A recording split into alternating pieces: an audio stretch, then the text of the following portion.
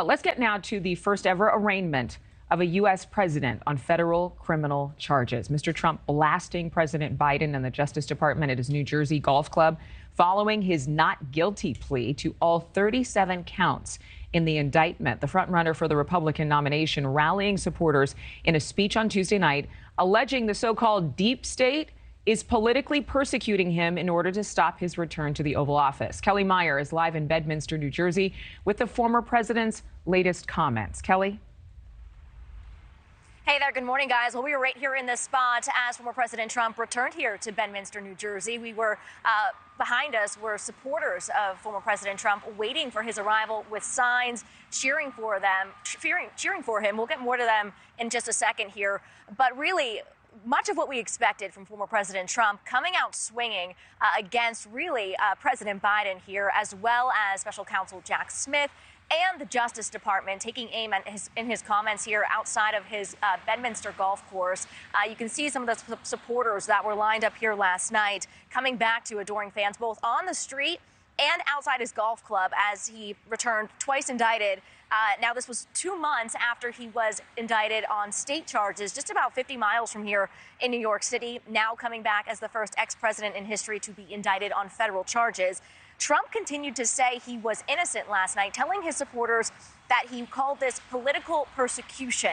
He said Tuesday would go down in, quote, infamy, calling this, quote, the most heinous and abuse of power our country has ever witnessed. He immediately attacked President Biden, the Department of Justice, saying they, quote, think they are above the law, and saying Biden is the most corrupt president in history. President Biden has said he had no involvement in the case brought by the Justice Department. Now, the speech was mostly airing his grievances against Biden, pledging to investigate him when he says he becomes president again. But we also got a sense of what Trump's defense may look like, claiming those boxes in the indictment, showing those boxes stored in the bathroom were, quote, staged, he said, and that they held very personal memorabilia. He says he had every intention of going through all of them. Take a listen. I haven't had a chance to go through all the boxes. It's a long, tedious job. Takes a long time, which I was prepared to do, but I have a very busy life. I've had a very busy life.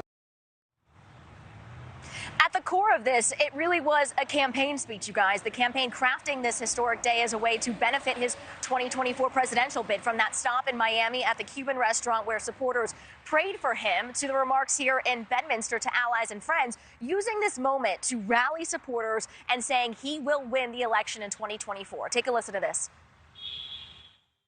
And I am the only one that can save this nation, because you know they're not coming after me, they're coming after you, and I just happen to be standing in their way, and I will never be moving.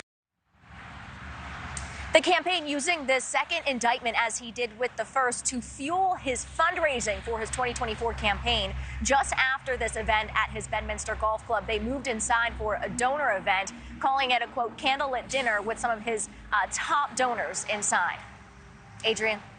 Kelly, besides the donors, there are a lot of supporters who are outside his golf club. What are they saying?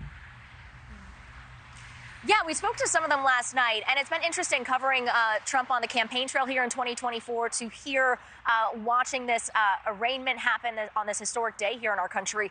And talking with supporters, they are unmoving, unwavering in their support to him, possibly even stronger, they say, than it was back in 2016, even stronger now in 2024. I want to play a little bit of what they had to say to us last night.